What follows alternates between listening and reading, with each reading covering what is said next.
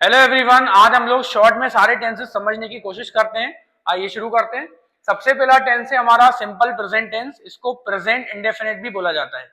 इसका मतलब होता है कोई काम हम लोग रोज करते हैं या कभी कभी करते हैं। एग्जाम्पल देखिए, I teach students every day. Simple present में हम लोग वर्ब की फर्स्ट फॉर्म यूज करते हैं हमेशा। नेक्स्ट टेंस है प्रेजेंट कंटिन्यूअस टेंस, जिसका मतलब होता है कोई काम प्रेजेंट में चल रहा है, मतलब कि कंटिन्यू है। जिस भी टेंस में कंटिन्यू लगता है उसमें वर्ब में आईएनजी कंपलसरी होती है। बोलेंगे I am teaching student right now. उसी का सबऑर्डिनेट टेंस होगा प्रेजेंट परफेक्ट कंटिन्यूअस टेंस, जिसका मतलब है कोई काम कब से कर रहे हैं। अब क्योंकि हम प्रेजेंट कंटिन्यूअस में टाइम नहीं लगा सकते तो हमको पढ़ना पड़ेगा प्रेजेंट परफेक्ट कंटिन्यूअस टेंस। इसमें हम लोग हैव बीन और हैज बीन का यूज करते हैं विद आईएनजी, क्योंकि टेंस कंटिन्यू है। तो I have been teaching student for 15 minutes.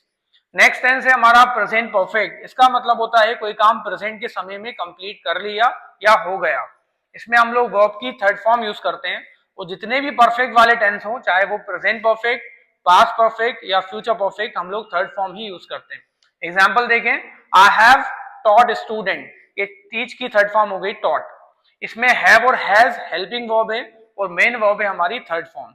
तो सिंपल प्रेजेंट का मतलब है कोई काम करते हैं, प्रेजेंट कंटिन्यूअस मतलब कर रहे हैं, परफेक्ट कंटिन्यूअस मतलब कब से कर रहे हैं, और प्रेजेंट परफेक्ट मतलब कर लिया। अब चलते हैं पास्ट की तरफ।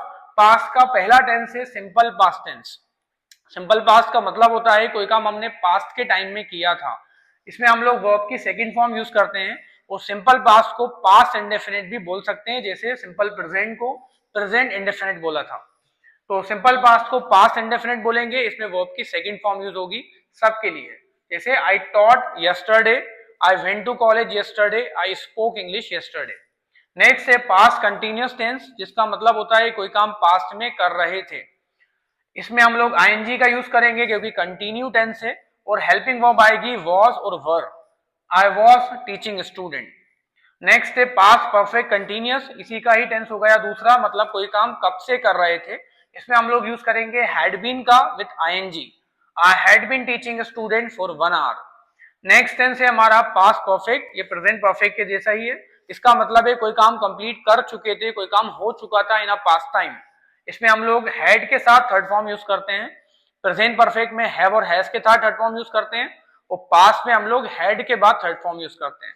इसमें हमारी हेल्पिंग वर्ब है हैड और मेन वर्ब है वर्ब की थर्ड फॉर्म, जो कि आई हैड टॉट स्टूडेंट।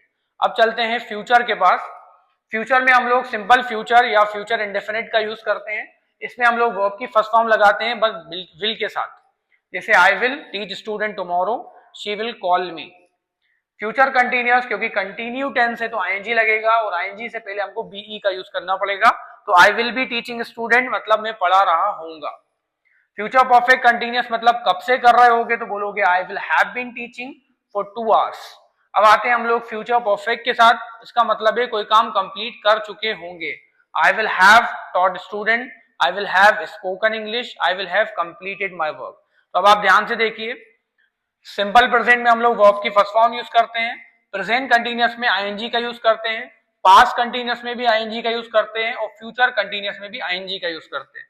अब सिमिलरली फ्यूचर परफेक्ट कंटिन्यूअस या पास्ट परफेक्ट कंटिन्यूअस या सिंपल प्रेजेंट परफेक्ट कंटिन्यूअस में भी हम आईएनजी का ही यूज करते हैं।